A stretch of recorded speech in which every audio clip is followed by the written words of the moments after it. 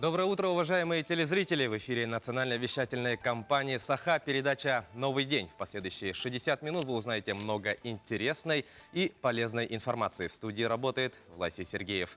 Ну и по традиции в начале эфира давайте обратимся к прогнозу погоды. Итак, сегодня 25 ноября по данным Якутского управления по гидрометеорологии и мониторингу окружающей среды.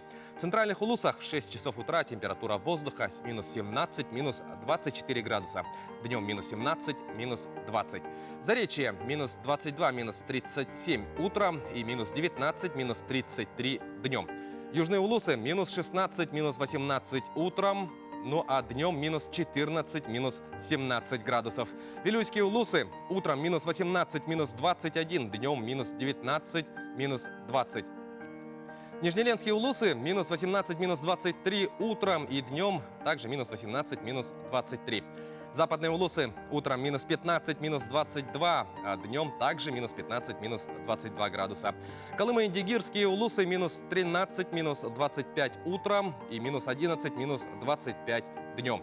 Янские улусы минус 15, минус 24 утром и днем минус 16, минус 22. Северо-западные улусы минус 10, минус 28 это утром, а днем минус 10, минус 28. В Якутске в 6 часов утра температура воздуха минус 25 градусов. Атмосферное давление 753 миллиметра ртутного столба. Ветер северо-западный 1,3 метра в секунду. Днем ожидается минус 19, минус 21 градусов.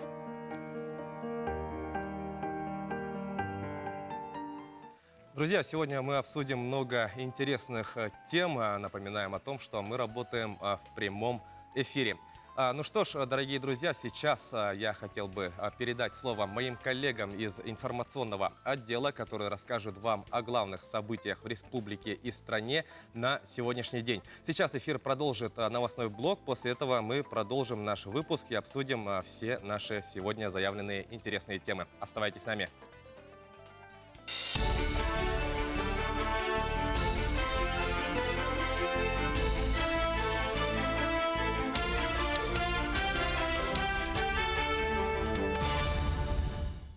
Утренний эфир продолжает выпуск новостей. В студии Сергей Михедов. Здравствуйте. Ситуация с распространением COVID-19 в России осложняется, как пояснила вице-премьер Татьяна Голикова. Это связано в том числе и с наступлением осенне-зимнего эпидемического сезона. Всего в России зафиксировано более 2 миллионов 100 тысяч случаев заражения. В 32 регионах страны заболеваемость на 100 тысяч населения превышает российский уровень. К сожалению, ситуация с распространением новой коронавирусной инфекции продолжает осложняться, сказала вице-премьер.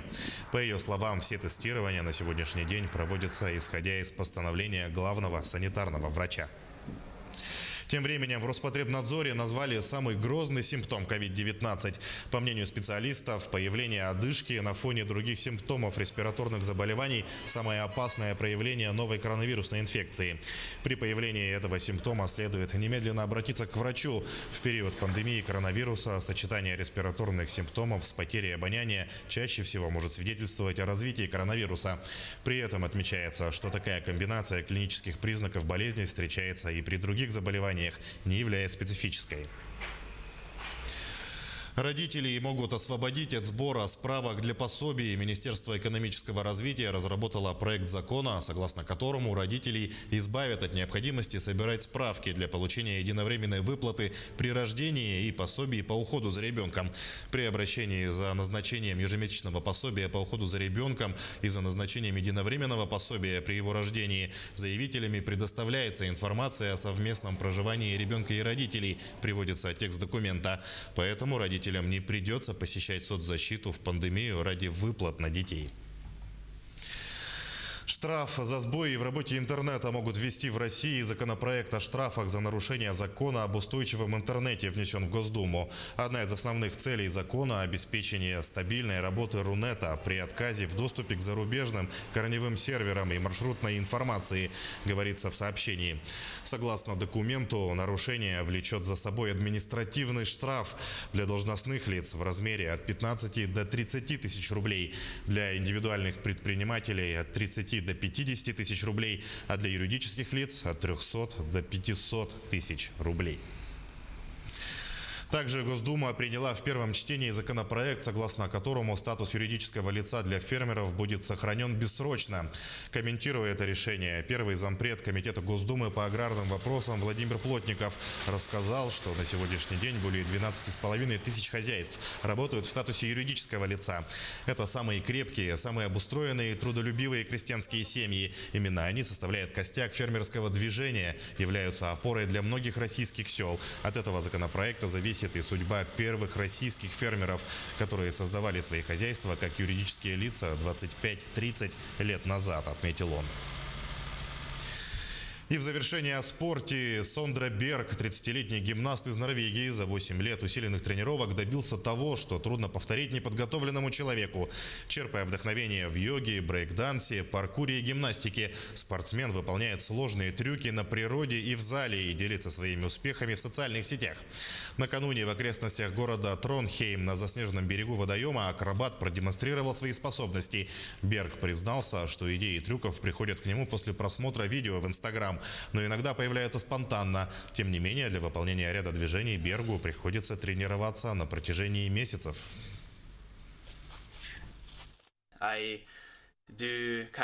Я начал заниматься, когда мне был 21 год. Это было 8 лет назад, когда я пошел в университет. Я посещал тренажерный зал, но я не был замотивирован во время тренировок. Я ходил в зал, я там поднимал веса, я хотел привести себя в форму. Это не сильно меня мотивировало, однако как-то раз я увидел видео на YouTube, где парни выполняли невероятные трюки. Флаг, отжимания на руках, подъем силы и другие. И я сказал себе, это то, что мне нужно. Я должен это делать, вспоминает гимнаст. Мы следим за развитием событий. Берегите себя и не забывайте носить маску. Удачного дня!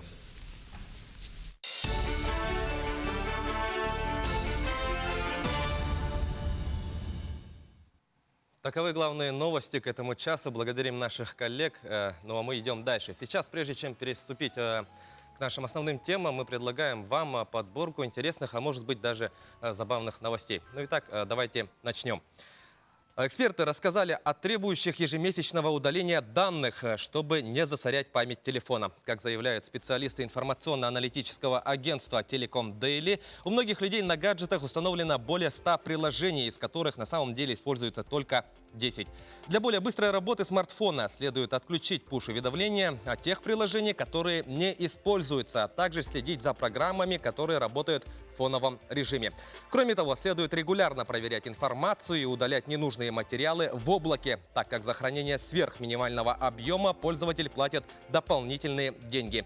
Также эксперты посоветовали не дублировать в память телефона все медиафайлы, которые приходят вам через мессенджеры. В настройках телефона надо избегать подобного, иначе это будет увеличивать ваше облако и храниться в архиве самого мессенджера. Российские ученые разработали электромобиль, который поступит в продажу уже в 2021 году. Кроссовер получил название Кама-1. Его спроектировали в Центре компетенции «Новые производственные технологии» Национальной технологической инициативы.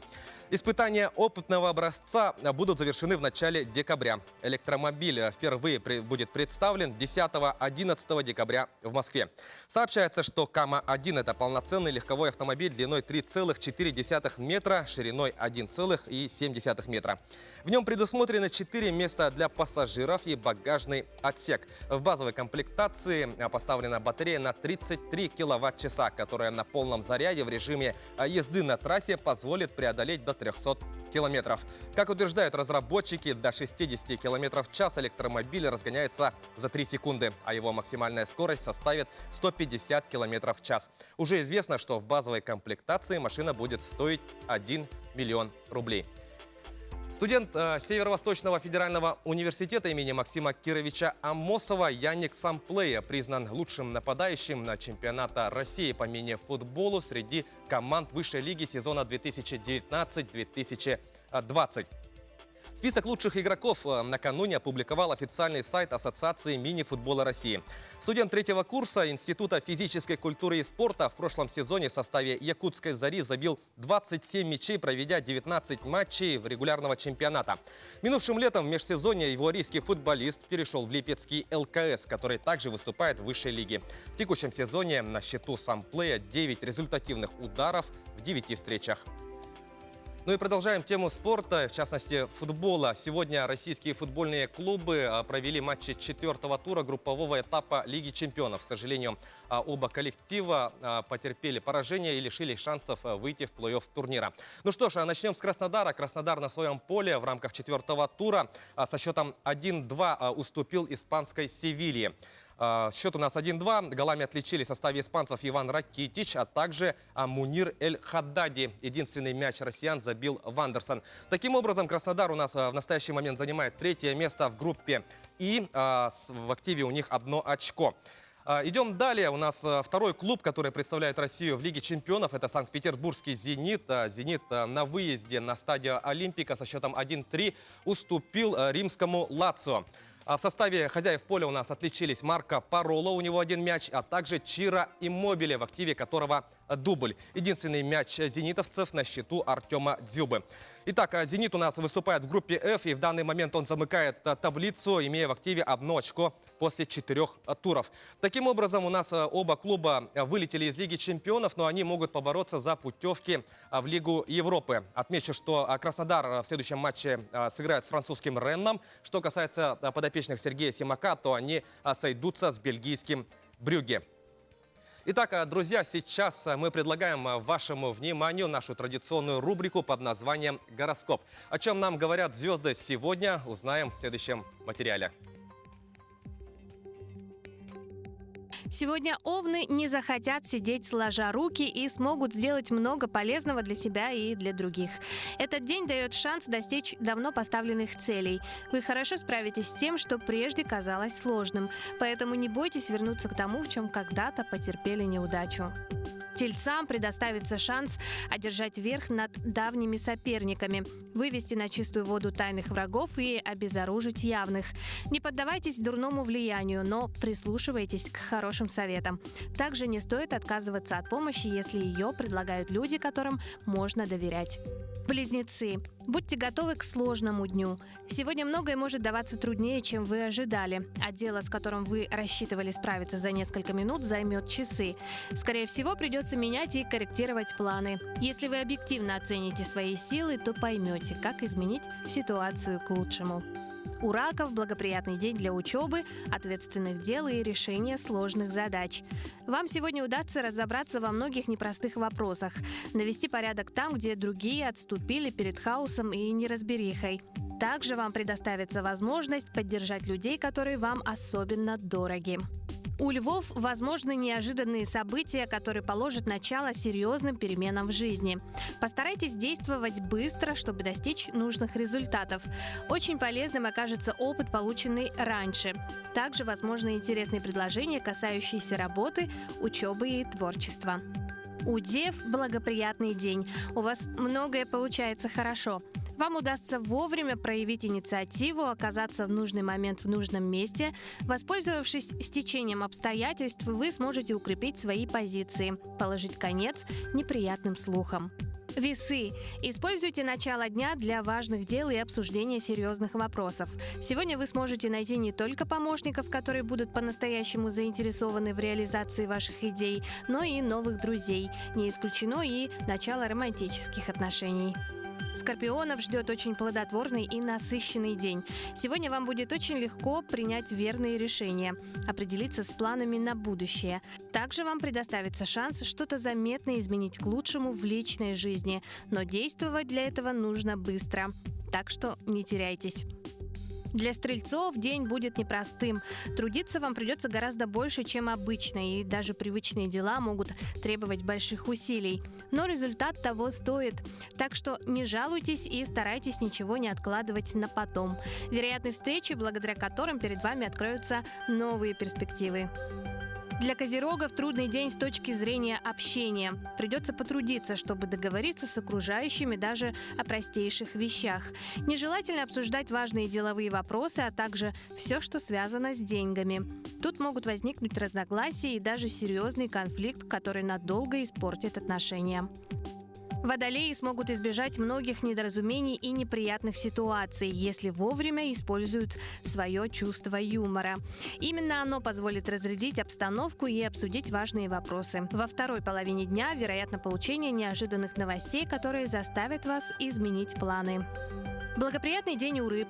Вы чувствуете поддержку звезд и не сомневаетесь в своих делах. Беретесь за решение важных задач и отлично с ними справляетесь. Стоит проявить инициативу в личных отношениях. Именно с этого начнутся перемены к лучшему. Есть шанс добиться успеха в деле, которому вы в последнее время отдавали много сил.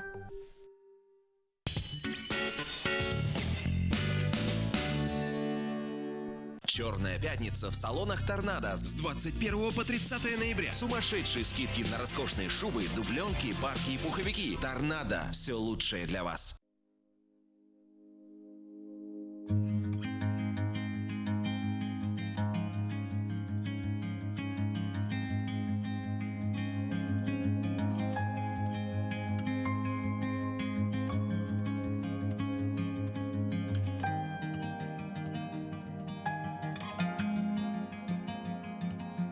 Пришло время платить налоги?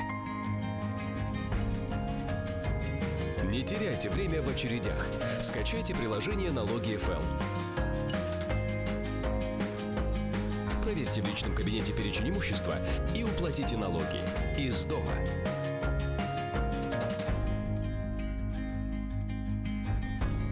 Срок уплаты имущественных налогов не позднее 1 декабря.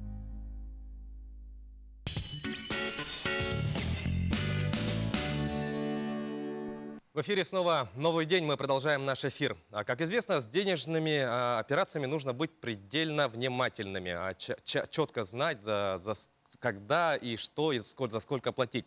Но порой может случиться так, что человек может просрочить оплату коммунальных услуг, кредитов, налогов и так далее. В таких случаях он может получить судебный приказ. Особенностью этого исполнительного документа является то, что он выносится без вызова сторон. Но, как вы уже поняли, тут может случиться неразбериха, и разобраться с этим нам поможет юрист-консультант Центра «Мои документы» Мария Тихонова. Мария, доброе утро! Доброе утро. Ну что ж, что же делать, если вот вы получили такой вот исполнительный документ? И что он из себя представляет? Да, сегодня я расскажу вам о том, что делать при получении судебного приказа. И вот вы получили судебный приказ и не понимаете, какая это задолженность, за какой период. Вроде бы все было оплачено в срок, поэтому я вам расскажу небольшой алгоритм действий после получения судебного приказа. Давайте разберемся, что же такое судебный приказ и в каких случаях он выносится. Судебный приказ – это такое же решение суда, но одновременно он является еще и исполнительным документом. Судебный приказ выносится в основном при взыскании алиментов, при взыскании налоговой задолженности, как уже было сказано, долгов за коммунальные услуги, кредитные задолженности. То есть это взыскания, которые вот имеют бесспорный характер. Так, и уже, как было сказано, он выносится без вызова сторон. Вот это то, что отличает судебный приказ от других решений суда. То есть заявление поступает в судебный участок, судья сам единолично рассматривает его, никого из сторон не вызывает, и далее уже выносит судебный приказ, который направляется по почте уже должнику. Ну и как это бывает обычно, человек проживает по другому адресу, прописан совсем по другому адресу и не получает письма на почте. Поэтому иногда вот по этой причине должник узнает о том, что в отношении него была взыскана задолженность, был вынесен судебный приказ, когда судебные приставы арестовывают их счет, либо списывают деньги со счета. Ну а что вот делать в таком случае, вот, в первую очередь, когда уже денежные средства вот взысканы? Так, для начала необходимо установить, что это за задолженность. Для этого нужно ознакомиться с судебным приказом. Вы можете зайти на сайт службы судебных приставов, найти там исполнительное производство в отношении вас. Для этого в поисковике вводите свое фамилию, имя, отчество, дату рождения. Там уже выходит список исполнительных производств. Потом смотрите документ основания. В основном там бывает указано вот судебный приказ такого-то судебного участка от такого-то числа. Далее обращаетесь в суд, который вынес судебный приказ, говорите, что хотите получить копию судебного приказа, ознакомиться с материалами дела. Обязательно при получении судебного приказа фиксируйте дату, когда вы получили, когда вы ознакомились. Мгм. А вот, Если мгм. А вот если я не согласен, допустим, да, с судебным приказом, вот как же мне подать вот возражение? Ага. Законом предусмотрено то, что вот должник может подать возражение в течение 10 дней после получения судебного приказа.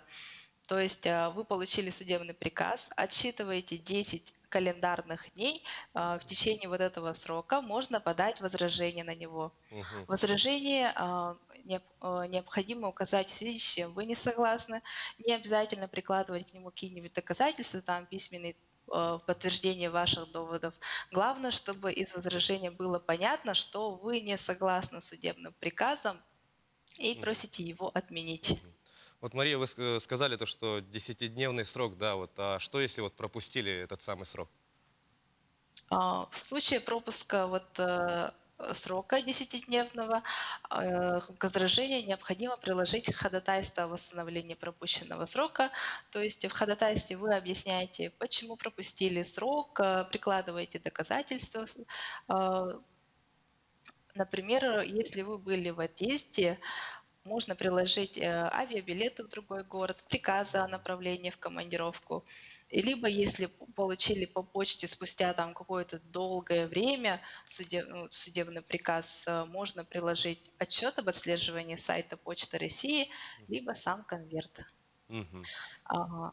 Ну и так, отмена судебного, важно я вот хотела отметить, что отмена судебного приказа не говорит о том, что вот вы отменили судебный приказ, и вы уже никому ничего не должны. Далее взыскатель, то есть, например, налоговый орган, либо кредитор может обратиться уже в исковом порядке в течение 6 месяцев. Мгм. Ну что ж, То есть, мгм. ага. Спасибо, Мария. Благодарим вас за то, что приняли участие в нашем эфире. Желаем вам всего доброго, удачного дня.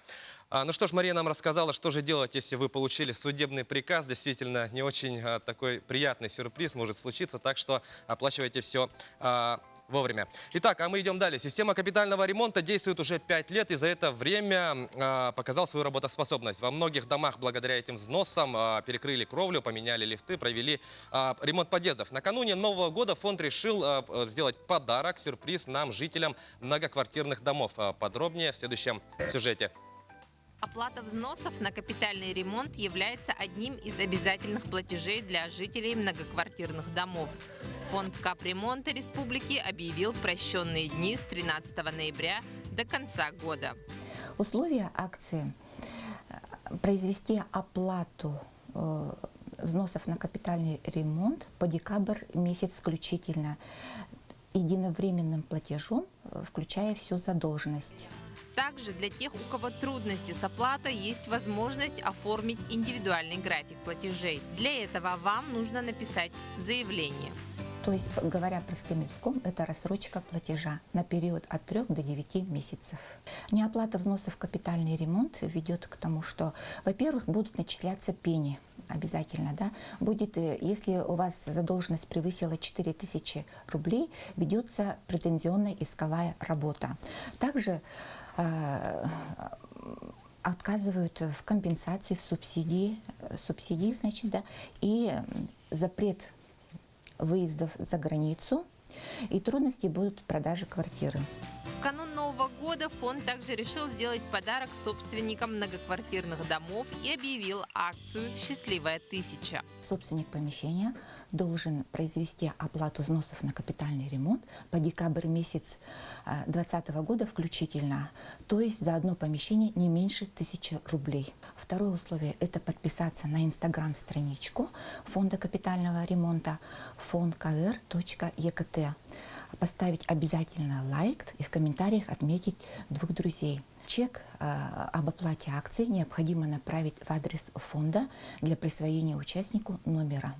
Победитель акции будет определен 18 декабря 2020 года в прямом эфире в 17:00 генератором случайных чисел. Победителей будет у нас 2, соответственно, приз – это 2 мобильных телефона. Для оплаты ежемесячного платежа каждый может выбрать удобный для себя способ.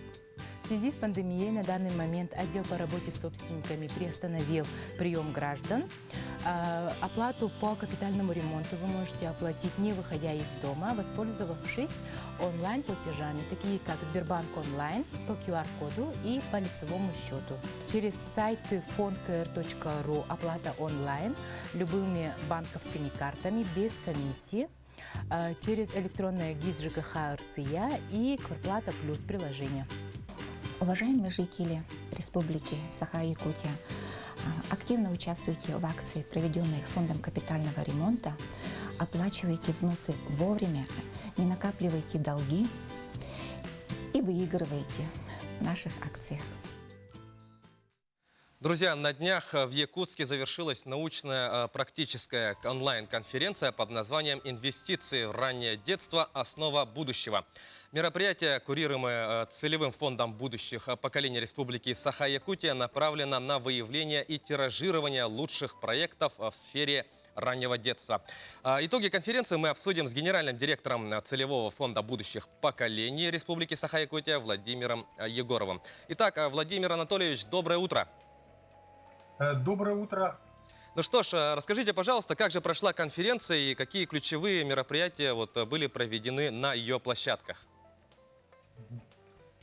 Прежде всего, я бы сказал, что наша конференция одно из ключевых событий для нашего фонда, для нашей текущей деятельности, той новой парадигме, которая сегодня у нас закладывается. И эта конференция, она была насыщена мероприятиями совершенно различных форматов. Наши сегодняшние уже компетенции в области виртуальных разных мероприятий настолько выросли, что это было действительно потрясающе, что вовлечение людей, находящихся совершенно в разных местах, было таким очень значительным. И, можно сказать, очень плотно была насыщена конференция смыслами, мероприятиями, я бы сказал, такими событиями, которые закладывают такие можно сказать, значительные элементы экосистемы развития детства у нас в республике. Были, скажем, мероприятия, связанные и с участием различных сфер совершенно в развитии детства. Это и бизнес, и государство, и некоммерческие структуры, да. Ну и, конечно, различные общественные организации и так далее, да. И считаю, одним из ключевых событий, про которые я сказал, да, это создание Академии детства, такого методического центра, который будет являться таким центром компетенции именно в развитии детства и распространять эти знания, методики среди педагогического сообщества республики. Ну, Владимир Анатольевич, отметили, да, мы ключевое событие, которое действительно произошло в рамках этого мероприятия, но хотелось бы поинтересоваться вас, почему же такой акцент делается именно на раннем развитии? Здесь я бы хотел сказать о тех подходах, которые сейчас формируются у фонда, да? Можно сказать, что стратегия развития республики – это стратегия, направленная на развитие человеческого капитала. И это верно, поскольку именно развитие человеческого капитала даст тот эффект именно такого действительно устойчивого прорывного развития нашей республики, тех задач, которые ставятся перед нами вот сегодняшняя наша жизнь, можно сказать, да. И, соответственно, вот когда мне предложили возглавить целевой фонд будущих поколений, были поставлены передо мной такие задачи, чтобы мы перешли от этапа развития нашего фонда, у которого есть славные традиции, где мы в основном строили инфраструктурные объекты и передавали в пользование, скажем, вот в социальной сфере, да, и реализовывали отдельные такие интересные проекты, которые были и проектами фонда, и проектами наших партнеров, да, мы переходили к более системному подходу, когда действительно мы занимаемся таким комплексным развитием, такая комплексная задача по формированию человеческого капитала, начиная с самого раннего возраста. Да? И вот различные исследования, да, вот здесь я как все-таки финансовый инструмент, да, развития республики, скажу, что даже экономические исследования, проведенные, скажем, группой исследователей во главе с Нобелевским лауреатом Джеймсом Хэкманом, он получил Нобелевскую премию именно по экономике, позволяют утверждать, что каждый вложенный рубль в раннее детство, он дает гораздо большую отдачу, чем вложенный именно в другой возраст. И мы, как те, собственно говоря, люди, которые отвечают за эффективность инвестиций наших внебюджетных, да, собственно, поэтому уделяем фокус именно этому. Но мы все понимаем, здесь не надо объяснять, что Владимир Анатольевич, это закладывается развитие будущего человека. Но мы ограничены временем. Владимир Анатольевич, большое спасибо, что поделились с нами итогами этого замечательного мероприятия. Мы желаем вам удачного дня. Ну а мы, дорогие друзья, сейчас прервемся на короткую рекламную паузу, после которой вернемся и продолжим наш эфир. Оставайтесь с нами.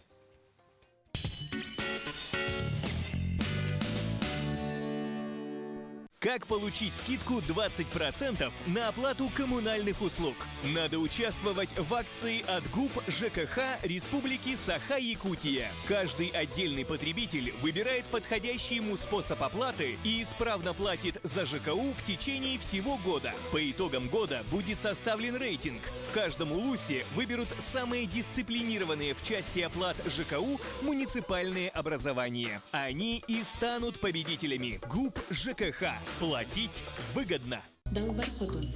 Сахачахтарын маанылах, ымылах, өрө тутар күндүата.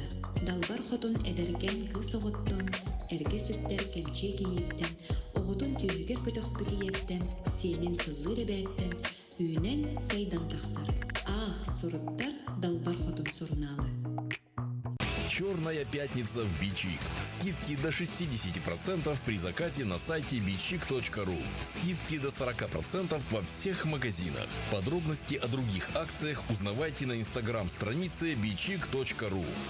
Новый год – праздник волшебства и сказки. Наши товары создадут праздничную атмосферу. Волшебство приходит вместе с Азбука.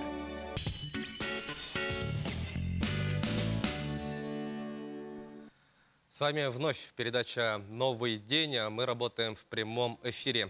Продолжаем наш выпуск. Сейчас я хотел бы передать слово моим коллегам из информационной редакции, которые расскажут вам о главных событиях в республике и стране на сегодняшний день. Эфир продолжает новостной блок.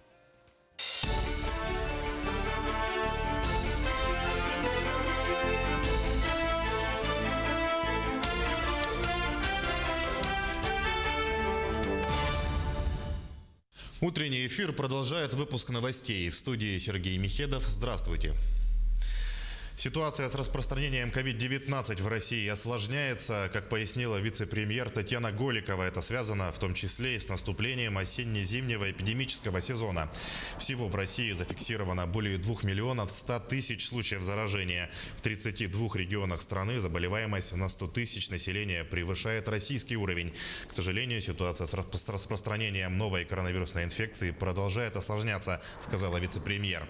По ее словам, все тестирования на сегодняшний день проводятся исходя из постановления главного санитарного врача.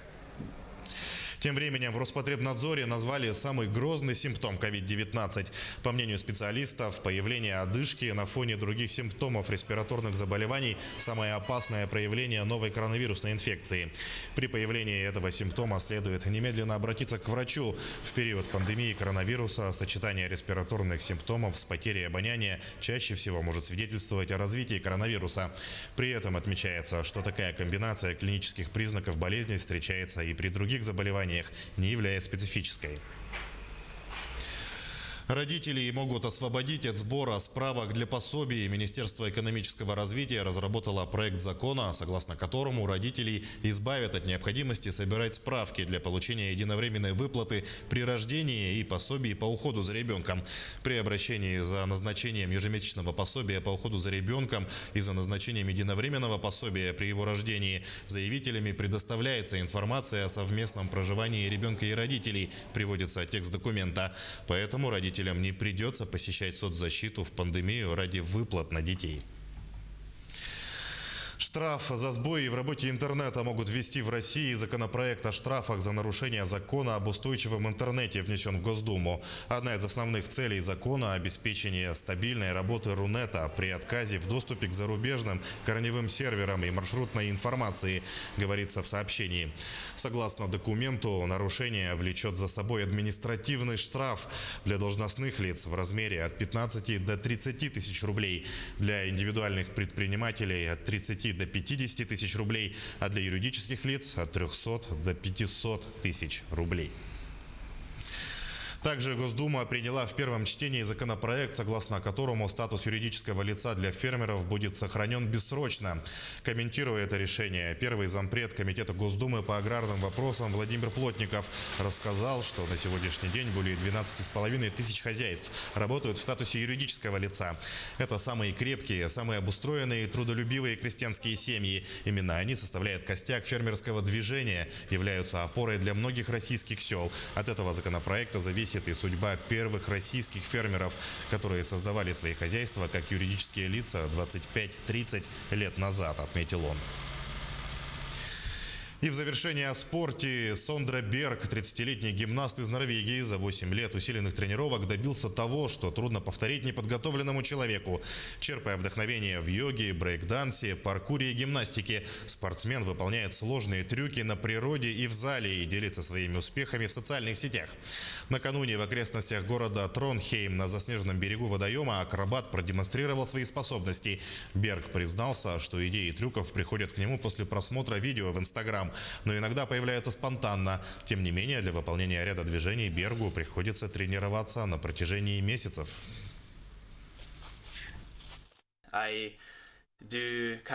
Я начал заниматься, когда мне был 21 год. Это было 8 лет назад, когда я пошел в университет. Я посещал тренажерный зал, но я не был замотивирован во время тренировок. Я ходил в зал, я там поднимал веса, я хотел привести себя в форму. Это не сильно меня мотивировало, однако как-то раз я увидел видео на YouTube, где парни выполняли невероятные трюки. Флаг, отжимания на руках, подъем силы и другие. И я сказал себе, это то, что мне нужно. Я должен это делать, вспоминает гимнаст. Мы следим за развитием событий. Берегите себя и не забывайте носить маску. Удачного дня!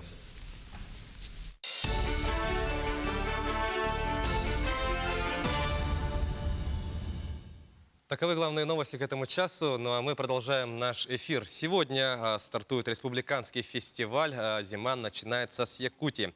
Традиционное мероприятие показывает, как наш регион первым в России встречает зиму и дает старт отсчету до Нового года.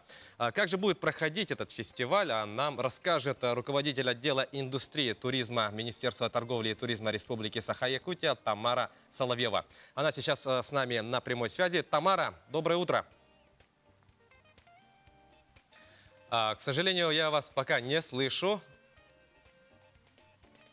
Тамара, доброе утро. Возникли у нас пока технические трудности. Я вас пока не слышу, Тамара. Попробуем покликать. Может, у вас микрофон выключен. Все еще вас не слышу, Тамара. Доброе утро, сейчас вот слышно? Теперь да. Да, Тамара, мы на связи. Ну что ж, еще раз доброе утро. И Вот теперь я вас не вижу.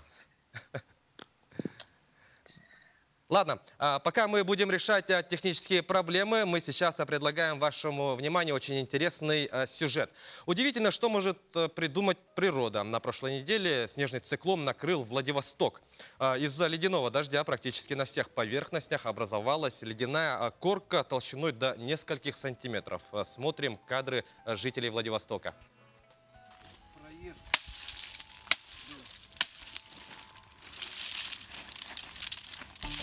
2020 год не перестает удивлять. Казалось бы, что осталось немного, но подарки судьбы не перестают сыпаться на наши головы. И сейчас новости пришли из Приморья, где в ночь на 19 ноября прошел ледяной дождь. На данный момент циклон прошел, но последствия ущерба сложно посчитать и сейчас. Парализовались пути, в нескольких районах отключили электричество, большое количество деревьев просто падают под тяжестью ледяной глазури. И в наши руки попали частные записи жителей Приморья. Несмотря на хаос, который происходит, на момент природа завораживает. Так, сегодня 19 ноября 2020 года, Приморский край. У нас вчера был дождь в ноябре, и вот что утром мы обнаружили.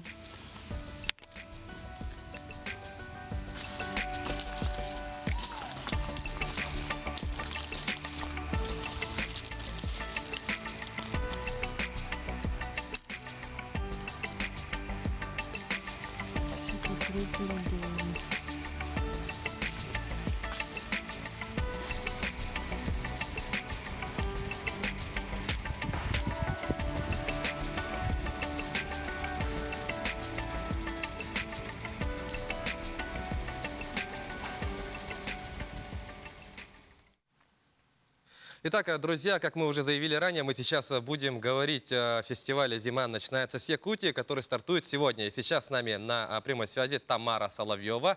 Тамара, доброе утро еще раз. Доброе утро. Вот теперь я вас прекрасно вижу и прекрасно слышу. Отлично. Отлично. Ну и так, если говорить о фестивале, сколько же мероприятий включает в себя программа и на каких площадках они пройдут? В этом году программа фестиваля не менее обширная, чем в прошлых.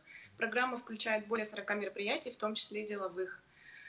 В этом году фестиваль у нас проходит в онлайн-формате на таких площадках, как Zoom, в социальных сетях, на YouTube-каналах и, конечно же, здесь у вас на телеканале НВК Саха.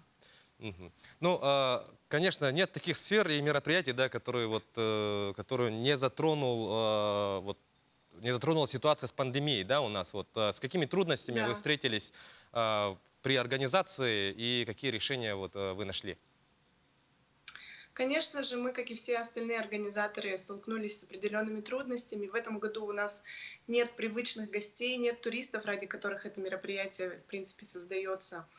Но мы стараемся искать плюсы, и одним из больших плюсов этого формата, необычного для нас, является, конечно же, то, что любой житель нашего мира может из любой точки планеты подключиться и стать участником фестиваля, почувствовать предновогоднюю атмосферу и узнать что-то новое о Якутии. Ну, действительно, очень интересно то, что, с одной стороны, минус, да, то, что не приехали люди, то есть физического присутствия не будет, но зато со всех точек планеты могут участвовать, это замечательно. Ну, а если говорить о нововведениях фестиваля, что нового подготовили организаторы?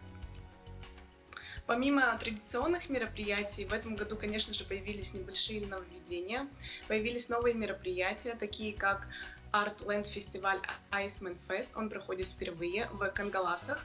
Этот фестиваль предполагает создание арт-проектов с использованием природных материалов.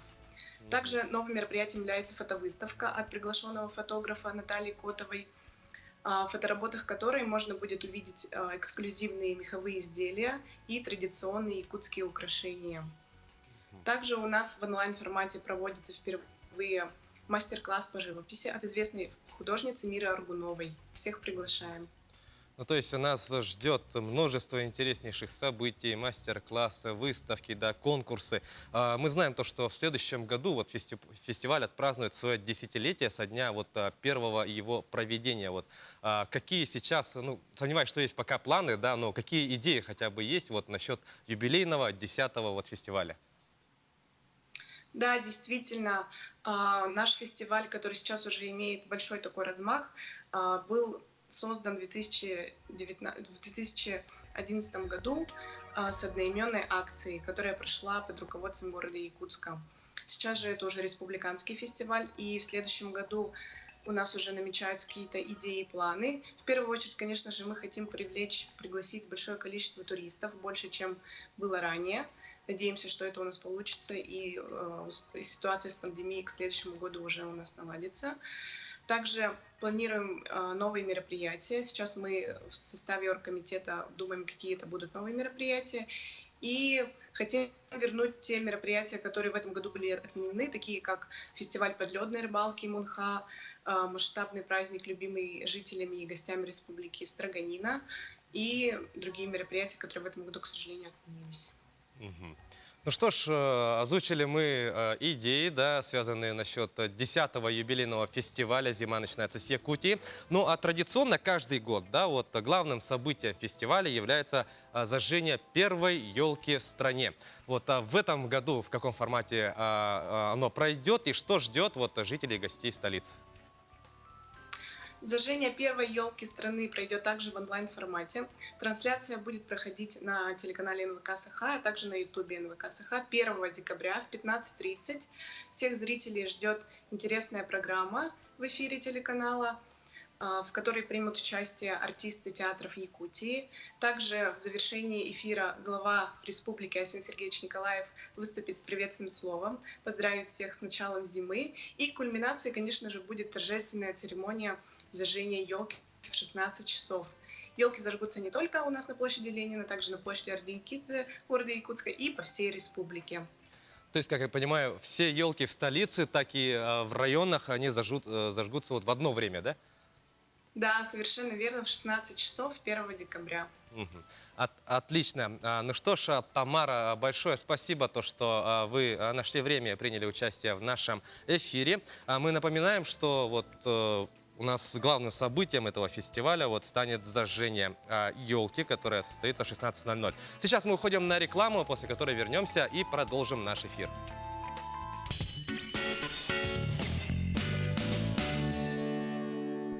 Новый год – праздник волшебства и сказки. Наши товары создадут праздничную атмосферу.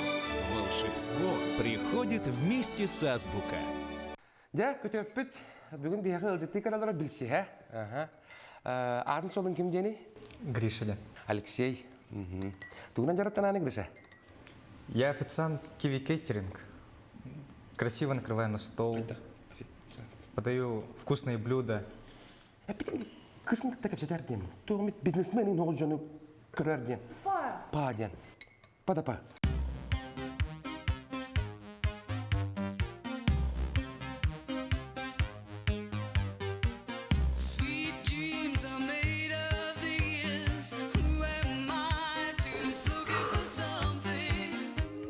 Красавчик.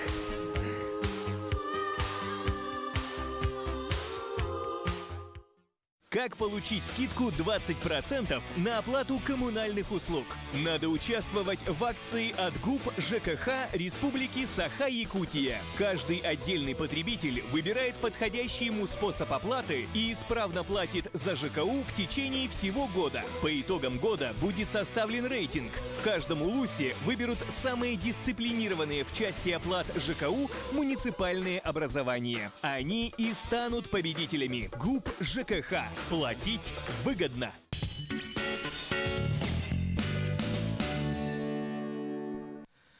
Продолжаем наш эфир. Смекалка всегда упрощает нашу жизнь, экономит денежные средства, ну и нервы, конечно, тоже. Как оказалось, смекалку можно проявить и в организации развивающих игр для детей. Молодая мама Аина Ефремова придумала интересный способ развлечь ребенка с помощью обычных крышек. Подробнее в следующем сюжете. нам понадобится какая-нибудь емкость с водой, крышечки и ложки, и какая-нибудь ложка, либо поварешка, либо ковшик. И ребенок должен будет вылавливать крышки с помощью этого ковшика. Вот так, вот так, вот так, вот так. Держи. Молодец.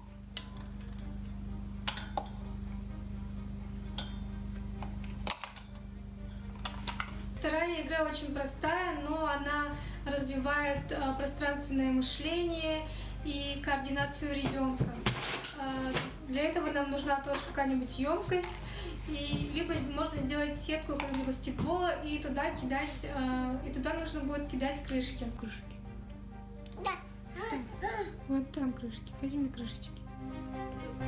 Кидай ведерочки. Молодец.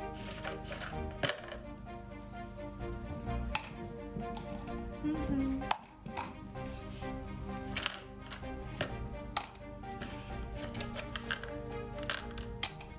Для третьей игры нам понадобится какая-нибудь коробка и ножницы. В коробке нужно сделать отверстие под размер крышечек, и ребенок туда должен будет их складывать.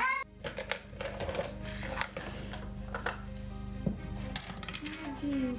Угу.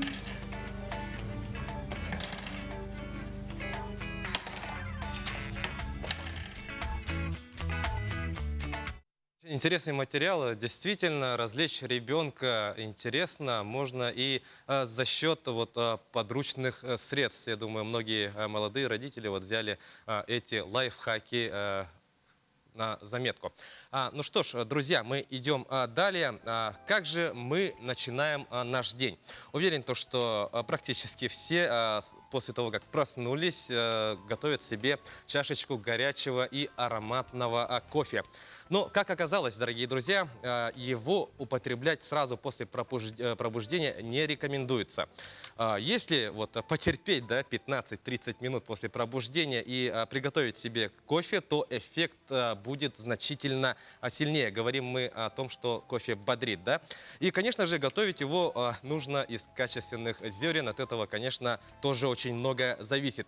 Ну а кофейные напитки, которые мы представим вам в следующем материале, очень вас удивят и взбодрят. Давайте посмотрим. Чашка ароматного бодрящего кофе – это особенный ритуал в течение дня. С него начинается утро, а на работе он служит приятным дополнением во время перерыва. Кофе может быть крепким, сладким, сдобренным сливками или специями. А в открывшейся на днях кофейне «Злата» вы сможете оценить неповторимый и многогранный вкус и аромат любимого напитка. Приглашаем вас попробовать наши фирменные кофейные напитки. В нашем меню представлен очень большой ассортимент. Вы можете попробовать кофе со свеклой, раф с фундуком и также крепкий кофе эспрессо с перцем. Приглашаем вас попробовать наши десерты, разработанные специально для нашей кофейни, которые вы можете попробовать только у нас.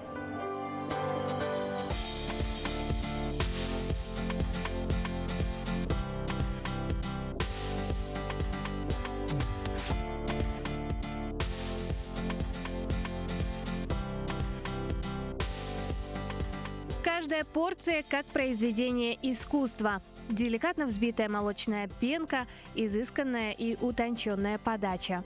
Все это в уютной, теплой и атмосферной кофейне в самом центре нашего города. Дорогие жители и гости города Якутска, состоялось долгожданное открытие кофейни «Злата» на проспекте Ленина, 8, который находится в ресторане «Аврора». Приходите, мы будем вам рады, ждем! А в честь открытия кофейни только сегодня вас ждет специальная скидка на все десерты и уникальный подарок каждому гостю. Приходите и насладитесь.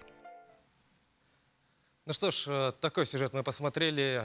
Кофе. И напомню, что эксперты рекомендуют не употреблять этот напиток сразу после пробуждения. Они советуют выпить чашечку ароматного горячего кофе после 15-30 минут после пробуждения. Ну что ж, друзья, пришло время прощаться, но перед тем, как уйти, мы хотели бы напомнить о том, что вы можете подписаться на страницы нашего телеканала в платформах YouTube, Instagram, WhatsApp, а также скачать наше приложение нашего телеканала. Все эти ресурсы позволят вам в режиме настоящего времени следить за новостями и всем тем, что связано с деятельностью нашего телеканала. Ну и хотелось бы еще напомнить то, что сегодня у нас стартовал 9-й по счету республиканский фестиваль «Зима начинается с Якутии».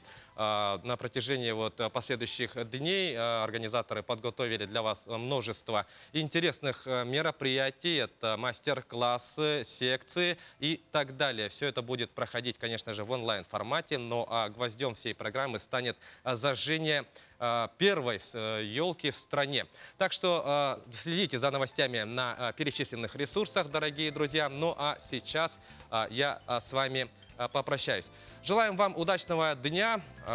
Эфир продолжат мои коллеги и Сангакюн. Оставайтесь с нами, дорогие друзья. Дальше будет также очень интересно.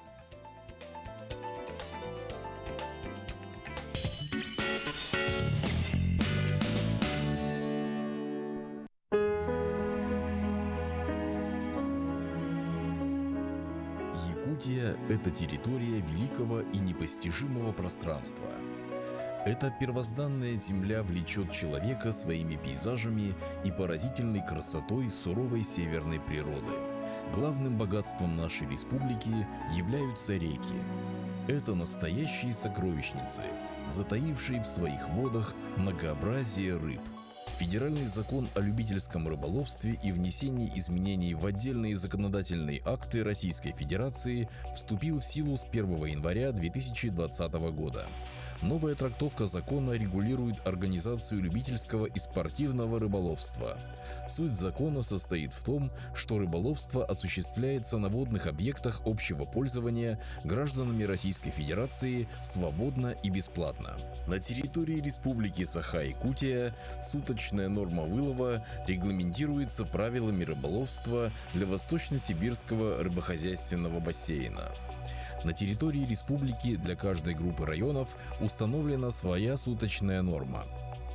Также с 1 января 2020 года в силу вступили правила учета рыболовных сетей и их обязательной поштучной маркировки, которые осуществляют территориальные органы Федерального агентства по рыболовству. Учету подлежат все сетные орудия, используемые для любительского рыболовства в районах Севера, Сибири и Дальнего Востока.